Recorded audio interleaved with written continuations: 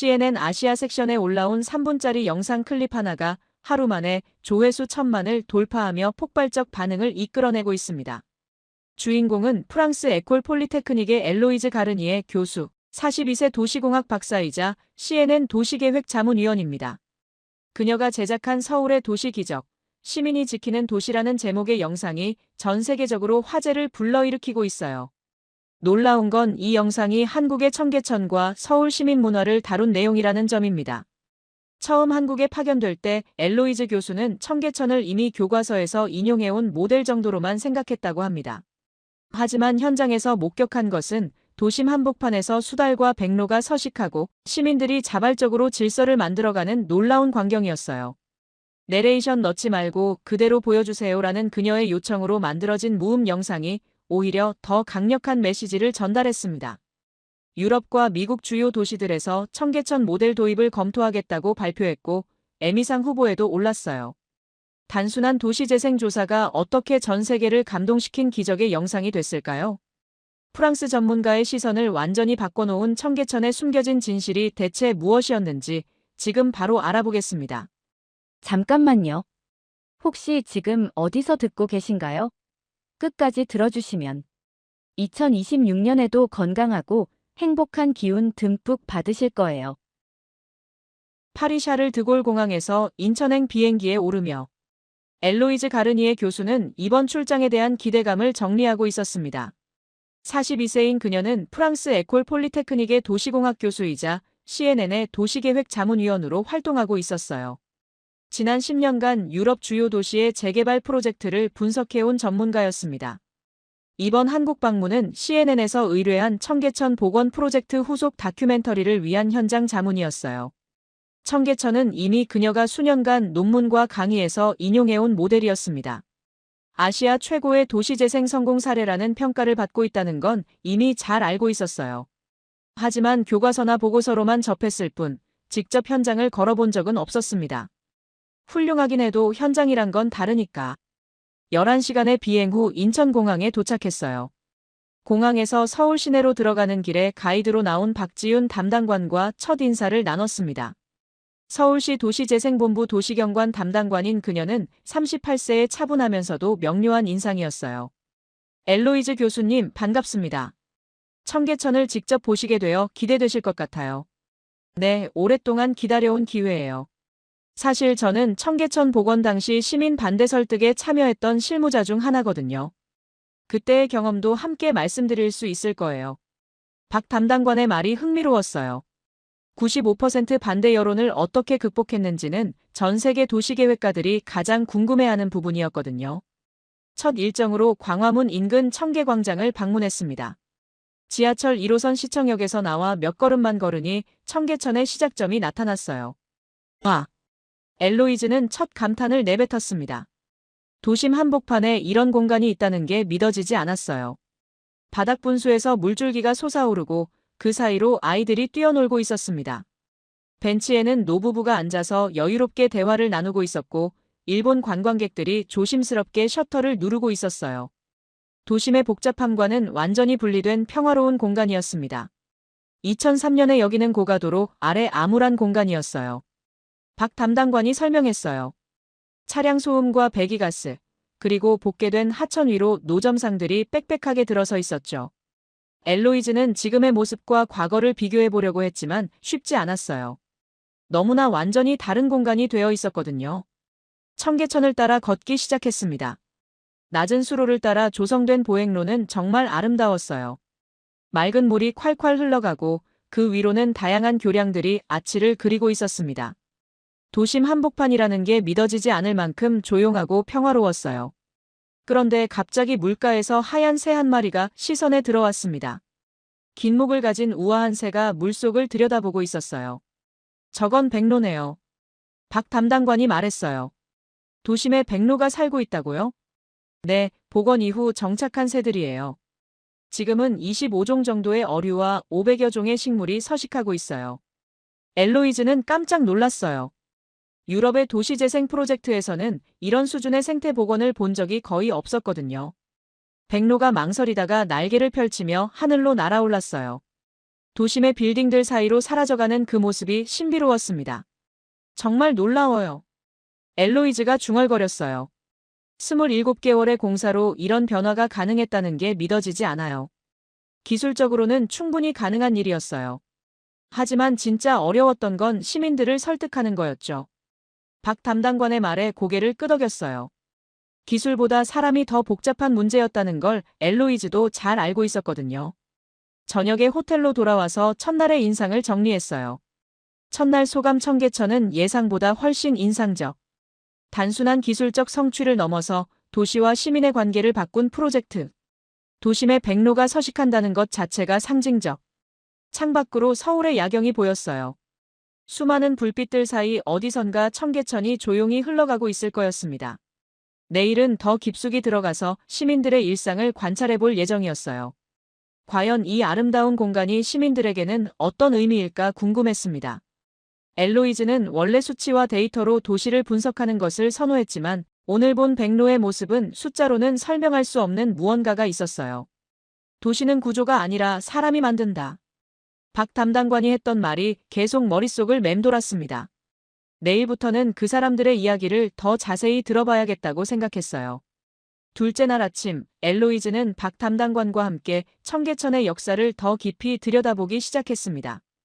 오늘은 복원 전후를 비교해서 보여드리고 싶어요. 박 담당관이 태블릿에 저장된 흑백 사진들을 꺼냈어요. 1970년대 고가도로 아래 청계천의 모습이었습니다.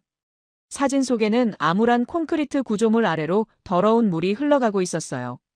그 주변으로는 무허가 노점상들과 판잣집들이 빽빽하게 들어서 있었습니다. 정말 이곳이 지금의 청계천과 같은 곳인가요? 엘로이즈가 믿기 어려워했어요. 네, 정확히 같은 자리예요. 1958년에 복개되어서 2003년까지 45년간 이런 모습이었죠. 지금 걷고 있는 아름다운 수변 산책로와 사진 속 모습을 비교하니 정말 극적인 변화였어요.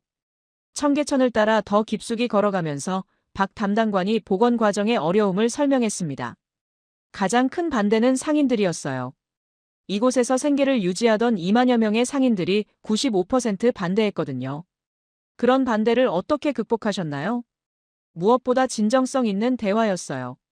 강제로 밀어붙이지 않고 상인들의 이주 대책을 먼저 마련했죠. 엘로이즈는 그 과정이 얼마나 어려웠을지 상상할 수 있었어요. 유럽에서도 비슷한 재개발 프로젝트에서 주민 갈등은 가장 큰 난제였거든요. 그때 수변 산책로 아래에서 작은 동물 하나가 시선에 들어왔습니다. 물가를 재빠르게 오가는 갈색 털의 작은 포유류였어요. 저건 수달인가요? 엘로이즈가 놀라서 물어봤어요. 네, 맞아요. 복원 후에 자연스럽게 정착한 거예요. 박 담당관도 신기해하며 바라봤어요. 도심에 수달이 살 수 있다는 게 정말 놀라워요. 바로 그때 근처에서 한 아이가 큰 소리로 외쳤어요. 선생님, 저기 수달이에요. 돌아보니 초등학생들 10여 명이 선생님과 함께 청계천 생태 체험학습을 하고 있었어요. 아이들이 수달을 발견하고 신기해하는 모습이 정말 자연스러웠습니다. 선생님, 수달이 여기서 뭘 먹고 살아요? 청계천에 사는 작은 물고기들을 잡아먹지. 물이 깨끗해야 수달이 살 수 있단다. 선생님의 설명을 들으며 엘로이즈는 감탄했어요. 아이들에게 이런 살아있는 교육의 장이 도심 한복판에 있다는 게 얼마나 소중한 일인지 깨달았거든요. 조금 더 걸어가니 청계천 지킴이 조끼를 입은 시민들을 만났습니다. 자원봉사로 청계천 모니터링을 담당하는 분들이었어요. 안녕하세요. 청계천 지킴이 활동을 하고 계시는군요. 박 담당관이 인사했어요. 네, 오늘은 수질 검사와 생물 관찰을 하고 있어요. 50대로 보이는 남성이 답변했어요. 얼마나 오랫동안 활동하셨나요? 저는 5년째 하고 있어요. 처음에는 그냥 호기심이었는데 이제는 정말 소중한 시간이 됐죠. 그분이 들고 있는 관찰 일지를 보여주셨어요. 날짜별로 발견한 동식물, 수질 상태, 시민들의 이용 현황까지 세세하게 기록되어 있었습니다. 정말 전문적이네요. 엘로이즈가 감탄했어요. 전문가는 아니지만 매주 같은 곳을 관찰하다 보니 작은 변화도 금방 눈에 띄어요. 보상은 받으시나요? 전혀요. 그냥 이 공간을 사랑하니까 하는 거예요. 그 순간 자전거를 타고 지나가던 시민이 잠깐 멈춰서 말을 걸었어요. 여긴 예전보다 더 시원해졌어요. 바람이 다르거든요. 정말 그랬어요. 청계천 주변은 주변 지역보다 확실히 서늘했습니다. 열섬 현상 완화 효과예요. 복원 후 주변 온도가 평균 3.4도 정도 낮아졌거든요. 박 담당관이 설명했어요. 오후에는 서울시청에서 복원 프로젝트의 구체적인 데이터를 확인했습니다. 홍수 200년 주기 대응 설계, 지하수와 한강수를 활용한 수질 관리 시스템까지. 기술적으로도 정말 완벽하네요. 엘로이즈가 자료를 보며 놀랐어요. 하지만 가장 중요한 건 시민들이 이 공간을 받아들였다는 거예요. 박 담당관의 말이 핵심을 찔렀어요. 그때 창밖으로 황조롱이 한 마리가 날아가는 모습이 보였습니다. 도심 한복판에서 맹금류를 본다는 게 신기했어요. 저 황조롱이도 복원 후에 정착한 건가요? 네, 이제는 청계천이 다양한 생물들의 서식지가 됐어요. 저녁에 호텔로 돌아와서 오늘의 경험을 정리했습니다. 둘째 날 소감 청계천 복원은 단순한 공학적 프로젝트가 아니라 도시의 기억을 되살리는 작업이었음. 시민 갈등 관리가 핵심이었고 결과적으로 생태계까지 복원됨. 수달, 백로, 황조롱이가 공존하는 도심 하천은 세계적으로도 드문 사례. 오늘 가장 인상적이었던 건 청계천 지킴이 분들이었어요. 아무런 보상 없이 순전히 애정만으로 이 공간을 지키고 있다는 게 감동적이었습니다. 생태는 기술이 아니라 기억이다. 박 담당관이 했던 말이 계속 생각났어요. 복원된 건 강물뿐만 아니라 도시에 대한 시민들의 기억과 애정이었습니다. 내일은 청계천의 야간 문화를 체험해볼 예정이었어요. 밤에 청계천에서는 또 어떤 모습을 볼 수 있을까 기대됐습니다. 셋째 날 저녁 엘로이즈는 청계천의 야간 풍경을 경험하기 위해 나섰습니다. 해가 지면서 청계천을 따라 설치된 조명들이 하나둘 켜지기 시작했어요. 낮과는 완전히 다른 분위기의 아름다운 야경이 펼쳐졌습니다. 청계천 위에는 수십 개의 교량이 걸쳐 있었어요. 각각의 교량마다 다른 디자인과 조명으로 특색을 갖고 있었습니다. 엘로이즈는 그 중에서도 광통교 아래로 내려가 봤어요. 교량 아래 넓은 공간에서는 버스킹 공연이 한창이었습니다. 기타를 치며 노래하는 젊은 가수, 그리고 그 주변에 둘러앉은 시민들. 도심 한복판에서 이런 여유로운 문화 활동이 펼쳐진다는 게 신기했어요. 벤치에 앉아서 공연을 감상하고 있는데 옆에서 누군가 프랑스어로 말을 걸었습니다. 공연이 정말 좋네요. 혹시 프랑스 분이신가요? 돌아보니 26세 정도로 보이는 젊은 남성이 초상화를 그리고 있었어요. 그림 도구들과 작은 의자까지 갖춘 것으로 보아 거리 아티스트인 것 같았습니다. 네, 맞아요. 저는 엘로이즈예요. 안녕하세요. 저는 줄이에요. 서울예대에서 교환학생으로 와 있어요. 줄리샤르라고 소개한 그는 정말 자연스럽게 이곳에 녹아들어 있었어요. 관광객들이 하나둘 그의 그림을 구경하고 주문하고 있었습니다. 여기서 이런 작업을 해도 되나요? 허가 같은 건.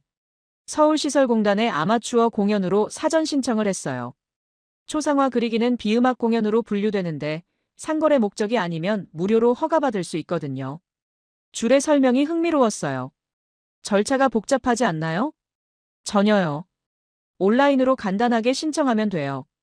연극이나 퍼포먼스, 페인팅 같은 활동들도 모두 같은 방식으로 신청하고요.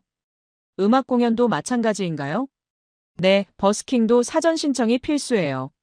하지만 절차가 어렵지 않아서 많은 아티스트들이 활동하고 있어요. 그제서야 이해가 됐어요. 무질서한 자유가 아니라 체계적인 관리 속에서 이뤄지는 문화 활동이었던 거죠. 프랑스에서는 어땠어요? 프랑스 거리에서는 집시나 불법 체류자, 소매치기 걱정에 작품 활동을 할 정신적 여유가 없었어요. 하지만 한국에서는 한밤중에 이렇게 나와서 그림에만 집중해도 아무 걱정이 없거든요. 그의 말이 깊이 와닿았어요. 엘로이즈도 파리에서 비슷한 경험을 했었거든요. 안전하다는 느낌이 예술 활동에 그렇게 중요한가요? 당연하죠. 창작은 마음의 평화가 있어야 가능한 거예요. 여기서는 정말 온전히 작품에만 집중할 수 있어요. 줄이 그림을 그리는 동안 엘로이즈는 주변을 관찰해 봤어요. 밤 10시가 넘었는데도 청계천에는 많은 사람들이 있었어요. 산책하는 커플들, 벤치에서 대화를 나누는 친구들, 혼자 책을 읽는 사람들까지. 하지만 모두 조용하고 평화로웠어요. 큰 소리를 내거나 시끄럽게 하는 사람은 아무도 없었습니다. 정말 질서정연하네요. 엘로이즈가 감탄했어요. 처음에는 저도 놀랐어요. 이렇게 많은 사람이 있는데도 서로를 배려하는 문화가 자연스럽더라고요. 줄의 설명을 들으며 엘로이즈는 깊이 생각해 봤어요. 유럽의 많은 도시들에서는 공공공간의 야간 이용이 종종 문제가 되곤 했어요. 소음, 쓰레기, 때로는 안전 문제까지. 하지만 여기서는 그런 걱정이 전혀 없어 보였어요. 공간은 구조가 아니라 사람이 만든다. 엘로이즈가 중얼거렸어요. 무슨 뜻이에요?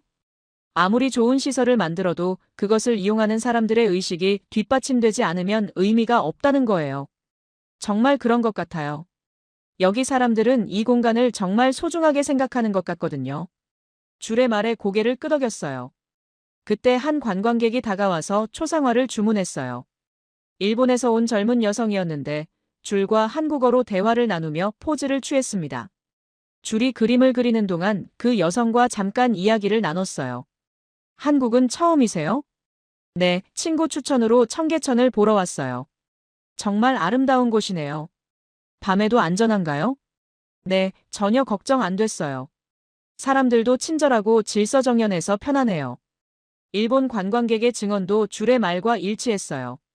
그림이 완성되고 관광객이 기뻐하며 사진을 찍는 모습을 보니 마음이 따뜻해졌어요. 이런 작은 교류들이 모여서 도시의 문화를 만드는 거였습니다. 줄 씨, 앞으로도 계속 여기서 작업하실 건가요? 학기가 끝날 때까지는 계속할 생각이에요. 이런 환경에서 작업할 수 있는 기회가 흔치 않거든요. 허가 신청도 계속 받으시고요. 네, 정기적으로 갱신해야 해요. 하지만 번거롭다기보다는 오히려 안심이 되는 것 같아요. 체계적으로 관리되고 있다는 느낌이거든요. 그의 말이 인상적이었어요. 규제가 아니라 보호로 인식하고 있었던 거죠. 밤이 깊어지면서 사람들이 하나둘 자리를 정리하기 시작했어요. 하지만 그 과정도 정말 질서 있게 이루어졌습니다. 쓰레기는 모두 가져가고 벤치도 깨끗하게 정리하고 떠났어요. 다음 사람을 위한 배려가 자연스럽게 체화되어 있었습니다. 호텔로 돌아가는 길에 엘로이즈는 오늘의 경험을 되돌아봤어요. 셋째 날 소감 청계천의 야간 문화는 세계 어느 도시와 비교해도 독특함. 범죄보다 창작이 흐르는 거리. 안전은 규제가 아니라 신뢰에서 비롯된다는 걸 체감. 체계적 관리와 자유로운 창작 활동의 조화. 줄의 말이 계속 머릿속을 맴돌았어요. 창작은 마음의 평화가 있어야 가능하다는 그의 말이 도시계획의 본질을 잘 보여주는 것 같았습니다. 좋은 도시란 단순히 편의시설이 잘 갖춰진 곳이 아니라 사람들이 안심하고 자신의 꿈을 펼칠 수 있는 곳이었어요. 청계천이 바로 그런 공간이었습니다. 적절한 관리와 자유로운 활동이 조화를 이루는 곳 말이죠. 내일은 시민들의 자발적 질서 문화를 더 자세히 관찰해 볼 예정이었어요. 넷째 날 저녁 엘로이즈는 청계천의 팔경을 따라 천천히 걸어봤습니다. 청계광장에서 시작해서 오간수교, 광통교, 장통교까지 이어지는 구간마다 각기 다른 아름다움이 있었어요. 폭포, 벽화, 조명들이 조화롭게 어우러진 도심 속 오아시스였습니다. 하지만 엘로이즈의 눈에 가장 들어온 건 화려한 시설이 아니라 조용히 웃고 있는 시민들이었어요. 작은 계단에 앉아 도시락을 먹는 노부부, 물에 발을 담근 채 책을 읽는 청년들, 아이들과 함께 산책하는 가족들까지. 모든 사람들이 이 공간에서 자신만의 시간을 보내고 있었습니다. 정말 일상이 되었구나. 엘로이즈가 중얼거렸어요. 특별한 날에만 찾는 관광지가 아니라 시민들의 진짜 일상 공간이 되어 있었거든요. 그런데 놀라운 건 이렇게 많은 사람들이 이용하는데도 공간이 깨끗하게 유지되고 있다는 점이었어요. 쓰레기는 모두 정해진 곳에 버려져 있었고 사람들은 떠날 때 자신이 사용한 자리를 깨끗하게 치우고 갔습니다. 공공의식이 정말 높네요. 혼잣말을 하며 관찰을 계속했어요. 그때 금연구역 표지판 근처에서 작은 소동이 벌어졌습니다. 한 젊은 남성이 담배를 피우며 셀카 촬영을 하고 있었는데 근처 시민들이 조용히 다가가서 말을 걸었어요. 죄송한데 여기는 금연구역이에요. 50대로 보이는 아저씨가 정중하게 말했습니다. 그런데 젊은 남성은 중국어로 뭔가 중얼거리며 불쾌한 표정을 지었어요. 알아들을 수는 없었지만 반발하는 기색이 역력했습니다. 중국에서는 괜찮은데 왜 유난이냐? 그가 영어로 말했어요. 하지만 시민들의 태도는 여전히 차분했습니다. 규칙은 지켜야죠. 다른 분들도 계시고요. 또 다른 시민이 단호하지만 예의 바르게 말했어요. 젊은 남성이 잠시 머뭇거리더니 결국 담배를 끄고 사과했습니다. 죄송해요, 몰랐어요. 알고 안 했으면 더 좋았겠지만 사과하셔서 감사해요. 시민의 대답이 인상적이었어요. 비난하거나 꾸짖지 않고 오히려 사과에 감사를 표현했거든요. 그 장면을 지켜본 엘로이즈는 깊이 감동했어요. 공공질서를 지키는 방식이 정말 품이 있었거든요. 무질서조차 품위 있게 제어하는 시민사회구나. 속으로 생각했어요. 유럽의 많은 도시에서는 이런 상황에서 더 감정적이고 대립적인 반응을 보이는 경우가 많았어요. 하지만 여기서는 존중과 배려가 기본이 되어 있었습니다. 조금 더 걸어가니 청계천 지킴이 조끼를 입은 정다운 씨를 만났습니다. 28세의 환경 NGO 활동가인 그녀는 2년째 자원봉사를 하고 있다고 했어요. 안녕하세요. 오늘도 활동하고 계시는군요. 네, 저녁 시간에는 시민들의 이용 패턴을 관찰하고 있어요. 정다운 씨가 들고 있는 태블릿에는 시간대별 이용객 수, 주요 활동, 발견된 문제점 등이 기록되어 있었어요. 정말 전문적이네요. 처음에는 그냥 환경에 관심이 있어서 시작했는데, 이제는 정말 보람을 느껴요. 가장 뿌듯할 때는 언제인가요? 아이들이 청계천에서 자연 체험을 하는 모습을 볼 때요.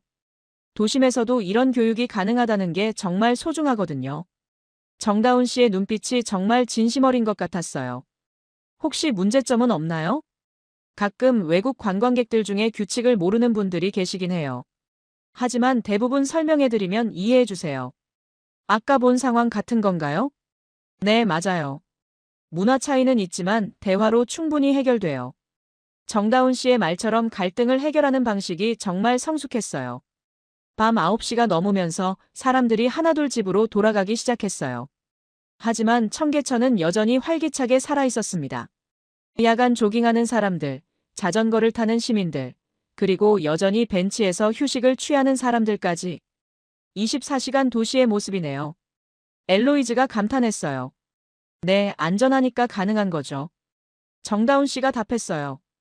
공공질서는 목소리 높은 법이 아니라 낮은 존중의 반복이네요.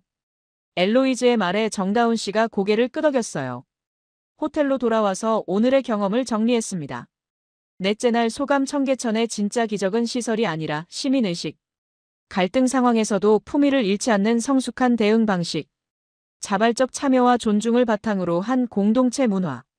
특히 금연 문제를 해결하는 시민들의 모습이 인상적이었어요. 강압적이지 않으면서도 단호했고 비난하지 않으면서도 원칙을 지켰습니다. 이런 문화가 하루아침에 만들어진 건 아닐 거였어요. 오랜 시간에 걸친 사회적 학습과 성찰의 결과였을 겁니다. 내일은 청계천의 자전거 문화와 야간 안전에 대해서 더 깊이 알아볼 예정이었어요. 다섯째 날 밤 1시, 엘로이즈는 청계천 자전거 도로에서 놀라운 광경을 목격했습니다. 이렇게 늦은 시간인데도 자전거 전용 도로에는 여러 사람들이 라이딩을 즐기고 있었어요. 야간 조명이 잘 설치되어 있어서 안전하게 자전거를 탈 수 있었습니다. 정말 밤에도 이용하는 사람들이 많네요. 박 담당관과 함께 자전거 도로를 걸으며 관찰했어요. 네, 2021년에 청계천 자전거 도로가 개통된 후로 야간 이용객이 꾸준히 늘고 있어요.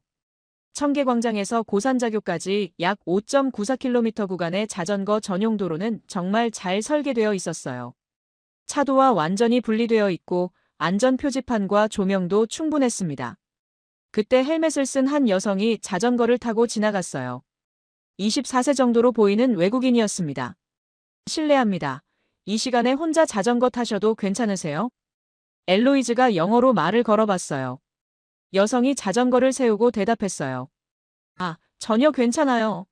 저는 캐서린이에요. 미국에서 왔고 한양대학교에서 공부하고 있어요. 캐서린 브룩스라고 자신을 소개한 그녀는 환경공학과 유학생이었어요. 밤에 혼자 자전거를 타도 안전해요? 네, 전혀 문제 없어요. 저는 매일 이 경로로 통학해요.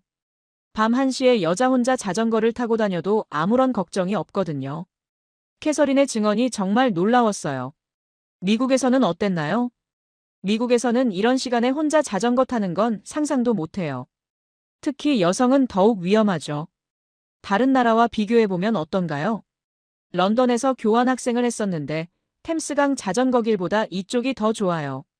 덜 붐비고 조용하고 무엇보다 안전하니까요. 캐서린이 가리킨 자전거 도로를 자세히 살펴봤어요. 정말 체계적으로 잘 만들어져 있었습니다. 이 길이 한강까지 연결되나요? 네, 고산자교에서 중랑천으로 이어지고 거기서 한강 자전거 길로 연결돼요. 정릉천까지 포함하면 서울을 가로지르는 완전한 네트워크예요. 박 담당관이 자세히 설명해줬어요. 총 길이가 어느 정도인가요? 청계천 구간만 5.94km, 전체 네트워크로는 23.3km 정도 돼요. 정말 대단한 인프라였어요. 도심을 관통하면서도 안전하게 자전거를 탈 수 있는 전용 도로가 이렇게 체계적으로 갖춰진 도시는 많지 않았거든요. 캐서린과 헤어진 후 조금 더 자전거 도로를 따라 걸어봤어요. 정말 늦은 시간인데도 계속해서 라이더들이 지나갔습니다. 야간 근무를 마치고 자전거로 퇴근하는 사람, 새벽 운동을 위해 나온 사람, 그리고 국토종주 중인 사람들까지. 도시의 속도가 정말 다양하네요. 엘로이즈가 감탄했어요. 네, 각자 자신만의 속도로 도시를 즐기고 있어요. 박 담당관의 말이 인상적이었어요. 응봉삼거리 쪽에서 신호등을 기다리는 동안 한 라이더와 대화를 나눴어요. 40대로 보이는 남성이었는데 국토종주 중이라고 했습니다. 부산에서 출발해서 서울까지 오시는 건가요? 네, 오늘 밤에 완주 예정이에요. 밤에 혼자 이런 장거리를 달려도 안전한가요? 전혀 문제 없어요. 한국의 자전거 인프라는 정말 세계 최고 수준이거든요. 그의 자신 있는 대답이 인상적이었어요. 외국과 비교해보면 어떤 차이가 있나요? 일단 연결성이 뛰어나요. 그리고 야간 조명과 안전시설이 잘 되어 있어서 밤에도 안심하고 달릴 수 있고요.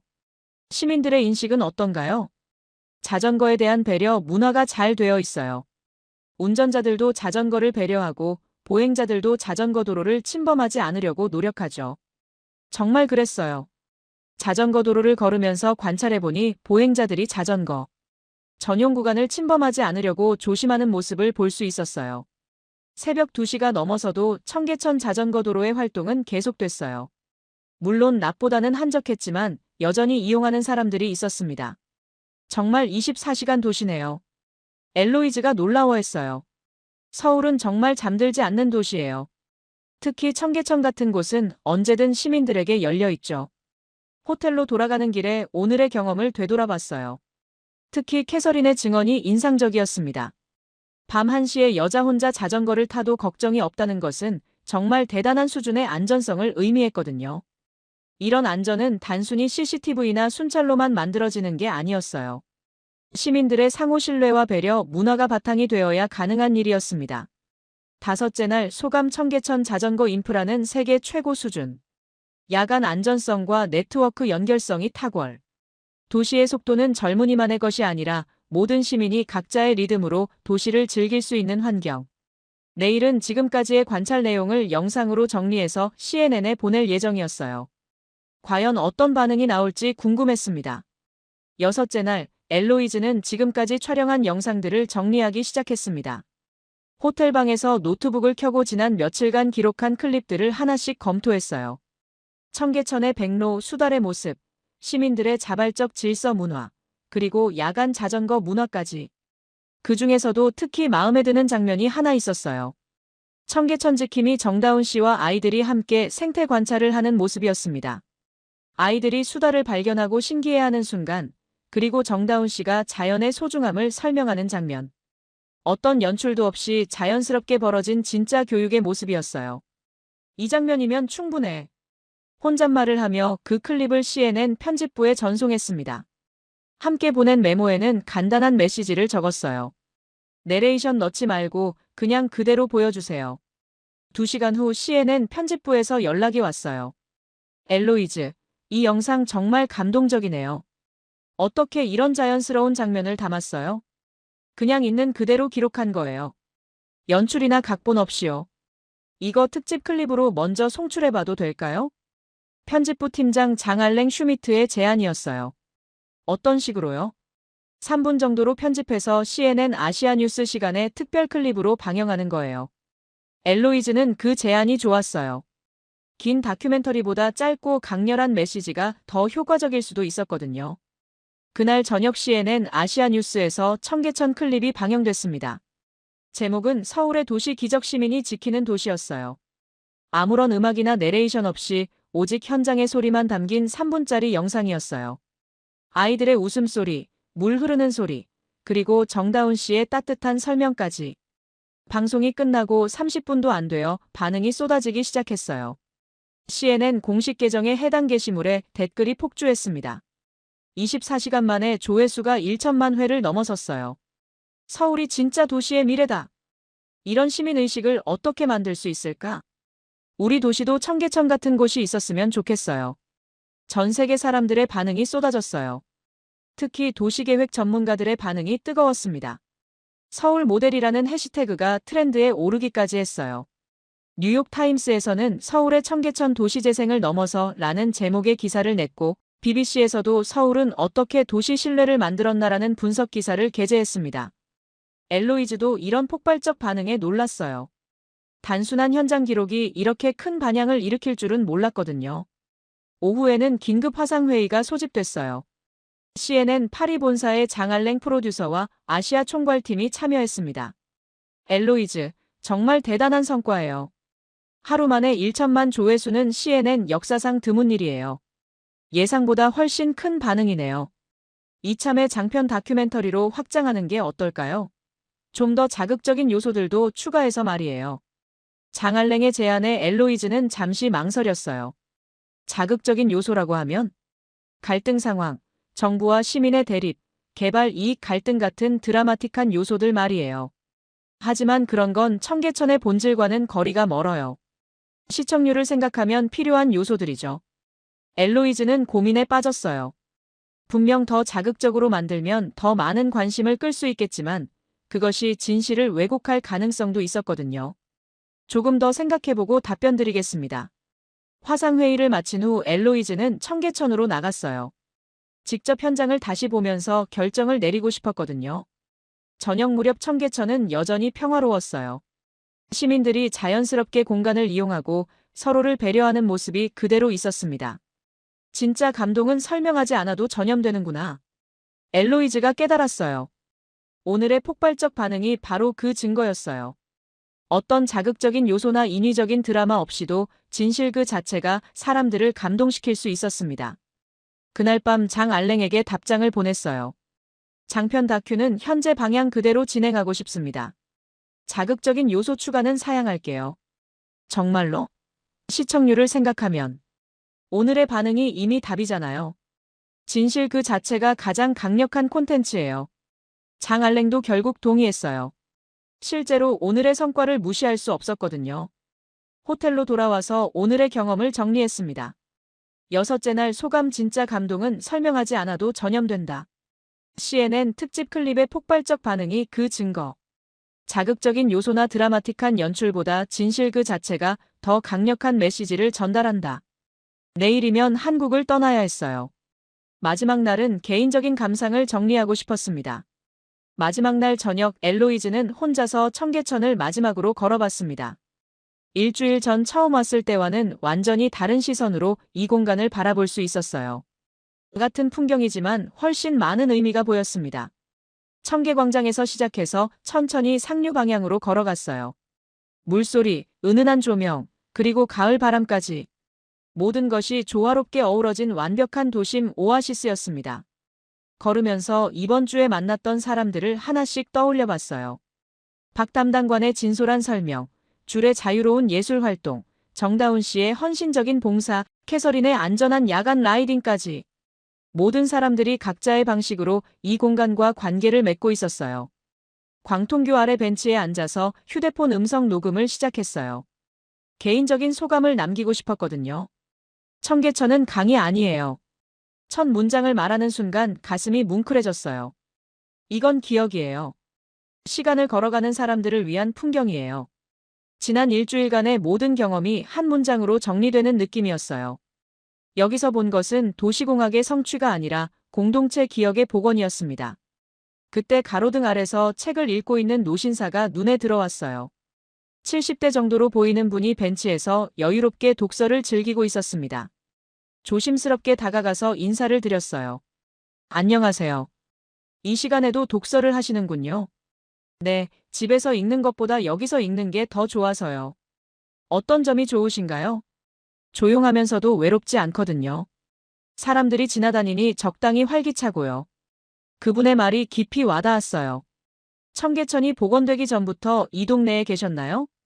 네, 40년 넘게 살았어요. 예전의 청계천도 기억하고 지금의 모습도 지켜보고 있죠. 가장 큰 변화는 뭐라고 생각하세요? 사람들이 이곳을 사랑하게 된 거죠. 예전에는 그냥 지나가는 곳이었는데, 이제는 머물고 싶은 곳이 됐어요. 정말 핵심을 짚는 말씀이었어요. 감사합니다.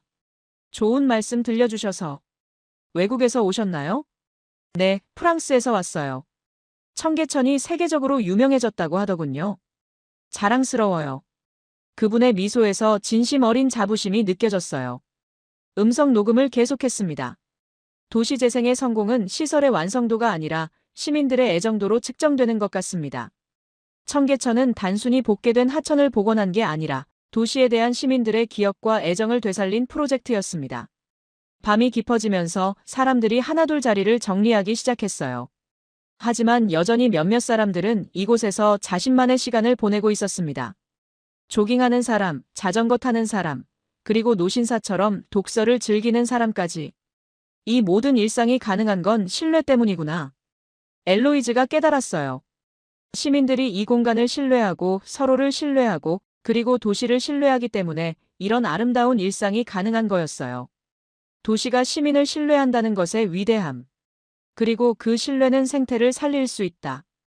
음성 녹음의 마지막 문장이었어요. 호텔로 돌아와서 짐을 정리하면서 일주일을 돌아봤어요. 처음에는 단순한 도시재생 사례 확인이었지만 결국에는 도시와 시민의 관계에 대한 근본적 성찰로 이어졌습니다. 청계천에서 배운 가장 중요한 교훈은 신뢰의 힘이었어요. 서로를 믿고 공간을 믿고 미래를 믿는 마음이 진짜 도시재생을 만들어낸다는 것. 이런 철학이 다른 도시에도 적용될 수 있을지 궁금했어요. 그날 밤 엘로이즈가 개인적으로 제작한 청계천 다큐멘터리가 완성됐어요. CNN 공식 버전과는 별개로 만든 15분짜리 개인 작품이었습니다. 제목은 도심을 흐르는 신뢰 청계천의 기억이었어요. 어떤 드라마틱한 연출도 없이 오직 시민들의 일상과 진솔한 목소리만 담긴 다큐멘터리였습니다. 완성된 영상을 보니 정말 아름다웠어요. 기술이나 예산의 성과가 아니라 사람과 사람 사이의 신뢰가 만들어낸 기적이 고스란히 담겨 있었습니다. 내일이면 파리로 돌아가야 했어요. 하지만 청계천에서 배운 것들은 영원히 기억에 남을 것 같았습니다. 청계천은 정말로 기억을 복원한 강이었어요. 도시의 기억을, 시민의 기억을, 그리고 엘로이즈 자신의 기억까지도. 3개월 후, 파리 소르본 대학교 회의실이었습니다. 엘로이즈는 다음 학기 강의 계획회의에 참석하고 있었어요. 노트북 배경화면에는 청계천의 밤 풍경이 담겨 있었습니다. 물 위를 날던 황조롱이의 모습이었어요. 엘로이즈, 한국 프로젝트가 정말 대성공이었네요. 학과장이 말했어요. CNN 특집이 에미상까지 노미네이트 됐고 소르본 대학의 명성도 높아졌어요.